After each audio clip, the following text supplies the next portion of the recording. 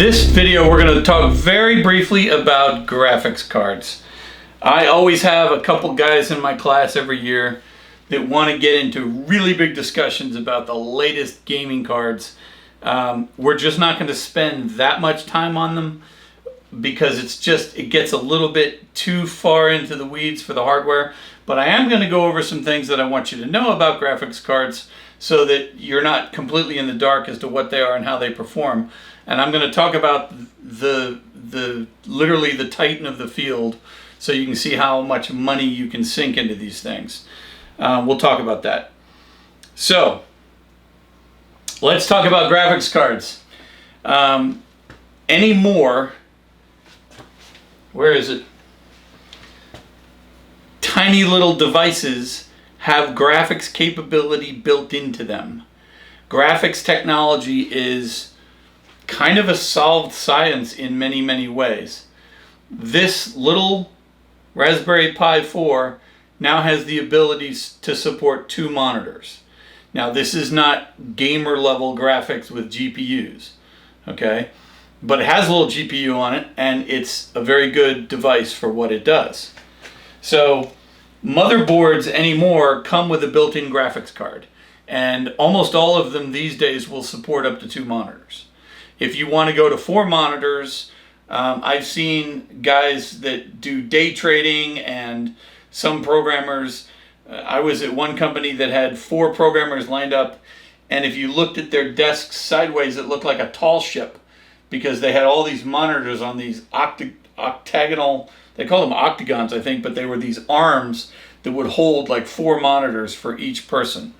Nowadays, you just get a big flat screen. I have a 4K 50-inch television that's my monitor with a side monitor, and I can do it with one reasonable graphics card, and it does everything I need, and it does 4K level graphics for me. So you don't need to sink a lot of money in these things, but if you're a gamer, you're going to want one, and so you should know kind of the basics at least. So most motherboards come with integrated cards. Now, if you have a computer and the graphics card on the motherboard goes out and fails, and that has happened with a number of people that I know, you can buy an external card, drop it into the PCIe slot, and suddenly have your graphics back. So if the one on the motherboard does go out, you can still use your computer by putting in an external card. They do need more power, so you've got to provide a power supply through the slot, but some of them need other power, depends on how big you want to go. And we're not going to get into that, but the bottom line is there are 2 big manufacturers in industry right now for graphics cards, AMD and NVIDIA, okay?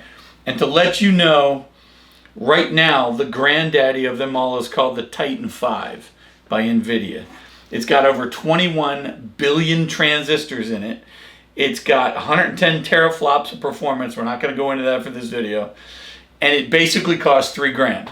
It's $3,000 for the graphics card, okay? So if you're doing that level of graphics, you can buy one for $3,000. Usually $100 gets you a really good one. Okay, they all run a graphical processing unit, a GPU, okay? It's kind of its own CPU. Some of these things have their own BIOS. They actually boot. The graphics card has a booting process.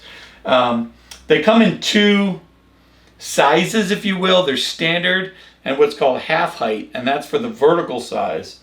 And these things can take up to 3 expansion ports in your case. So if you're going to buy a graphics card, you saw how motherboards are getting smaller. You need to keep that in mind if you're building a gaming computer, because you're going to need room. You're going to need room because these things, some of them have 3 fans on them, okay?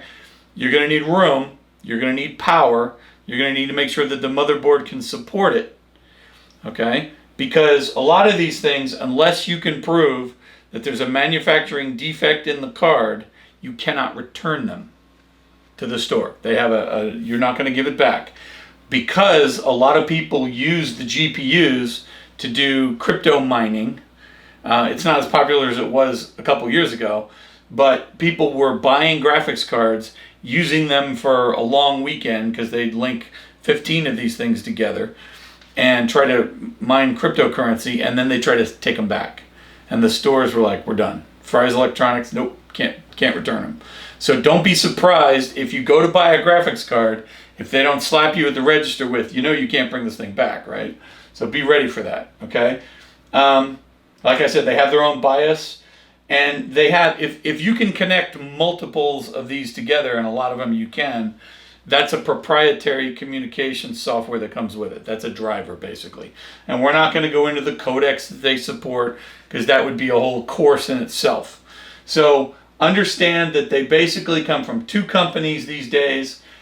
They're almost like having your own other computer that is there in your computer to just do graphics, okay? And they're very, very fast, and they're very, very good, and they can remove all kinds of lag time in your gaming, okay? Just don't go poor on these things, because a lightning strike that takes out your computer could take out your card, and if you spend $3,000 on a graphics card, you better have that puppy backed up with a lot of serious surge protection. And like I said, they're non-returnable, okay?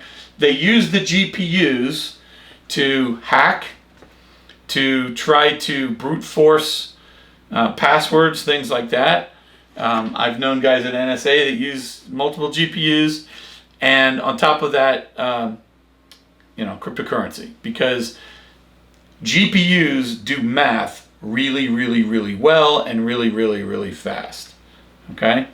And that's literally all I expect you guys to know about graphics card. They come from two companies. They have a GPU, which is kind of their CPU, if you will, but it's a graphics processing unit. All it does is graphics process. It's very specialized, okay? And they come in full height, half height, and they can be very, very wide, okay? Can't return them. They have their own BIOS, and the ones that you can link together, it's proprietary software. If you've got that down, you know as much as I need you to know for IDT. Beyond that, Wikipedia has a page that will show you every processor that these companies put out, what it can do, where you can get it. It takes like seconds to find all the latest. If you want the Titan 5, it's $3,000. All right, what are we going to do next?